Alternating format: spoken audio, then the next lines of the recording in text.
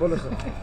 आजचा आपला विषय आज या ठिकाणी परतूर तहसील कार्यालयामध्ये माननीय तहसीलदार श्री जाधव साहेब यांना आम्ही राजकीय आणि सामाजिक कार्यकर्त्यांच्या माध्यमातून एक निवेदन त्या ठिकाणी दिलेलं आहे. रेती वाहतुकीच्या संदर्भामध्ये शासनाने जे काही नियम घालून दिलेले आहेत त्या नियमाच्या अनुषंगानं परतूर तालुक्यातील सांगतपुरी हा घाट, त्या ठिकाणी रेती त्या घाटाचा लिलाव झालेला आहे. परंतु सदरील घाट ज्या शासनाच्या नियम आणि अटी आहेत, जसं की त्या ठिकाणी मजुरांनी ती रेती भरली पाहिजे, त्या ठिकाणी प्रत्येक हायवामध्ये 2 ब्राशावर रेतीची वाहतूक त्या ठिकाणी करू नये, त्या ठिकाणी जिथं पाणी आहे त्या पाण्याचा खरं तर पाणी असताना त्याचा ताबाच तहसीलदारांना देता येत नाही. पहिले ताबा देणं हेच त्या ठिकाणी बेकायदेशीर आहे. नंतर वेगवेगळ्या पद्धतीच्या वाहनांच्या माध्यमातून रात्री शासनानं कळवलं आहे की 10 ते 5 या वेळेत त्या ठिकाणी रेती भरली पाहिजे, परंतु रात्रीच्या वेळेला सदरील पॉईंटवरून रेती भरण्याचा कार्यक्रम त्या ठिकाणी चालू आहे.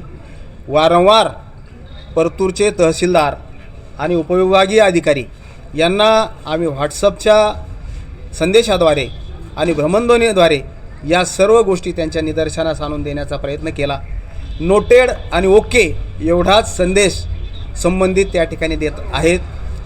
परिस्थिती अशी आहे की ह्या जो घाट चालवणारी जी व्यक्ती आहे या व्यक्तीच्या पाठीमागं बोलविता धनी फार मोठी व्यक्ती आहे.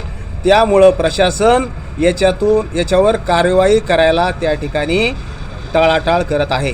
सदरील ठिकाणी बोटी आहेत, सदरील ठिकाणी पोकलेन आहेत, सदरील ठिकाणी JCB आहे आणि सर्रास या माध्यमातून रेती भरण्याचा कार्यक्रम त्या ठिकाणी चालू आहे.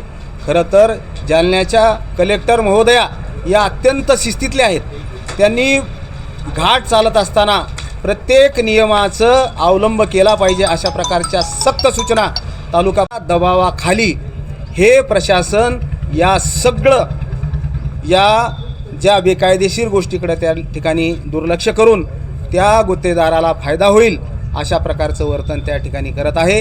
त्या ठिकाणी CCTV लावलेले नाहीत, त्या ठिकाणी कुठल्याही प्रकारचे नियमाच्या अनुषंगानं पूर्तता झालेली नसतानासुद्धा त्या ठिकाणचा घाट रात्रंदिवस त्या ठिकाणी चालू आहे.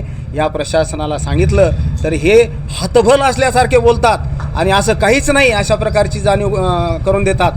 तिथं जी काही बोट आहे असं सांगितल्याच्यानंतर ते म्हणले बोट 15 दिवसांना आहे, परंतु तिचे चाललेले आम्हाला एव्हिडन्स आणून द्या.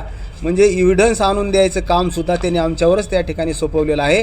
केवळ हप्ते घेणे, पगार घेणे एवढंच जर काम प्रशासनाचं आणि लोकप्रतिनिधीचं असेल तर ते मात्र या तालुक्याचं दुर्दैव आहे.